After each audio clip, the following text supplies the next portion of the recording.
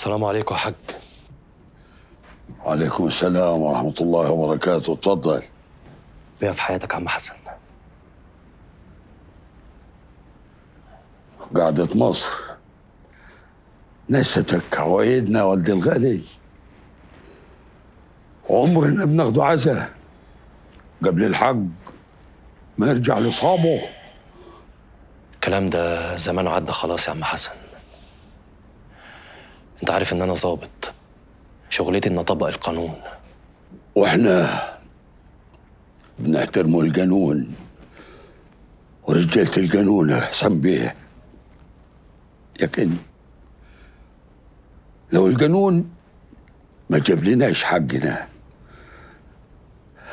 نعملوه حق ولدنا. انا اعرف اجيبه. مسكت واد اسماعيل؟ لسه يا عمي. مش هتلاقيه يا ولدي. ليه بس كده يا حاج؟ ليه مستقل بيا قوي كده؟ لا حاشا لله، انت ما شاء الله عليك سمعتك سبقاك، لكن لو اتطبقت السماء على الارض سماعين ما يطولكش ولده.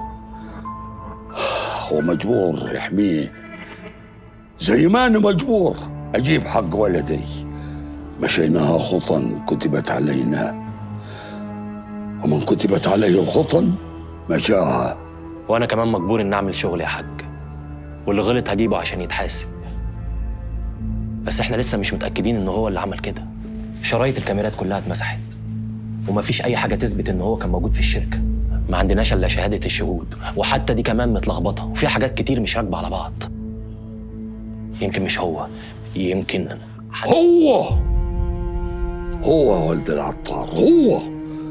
يا عمي ان بعض الظن اسم. لا، ده مش ظن، ده يقين.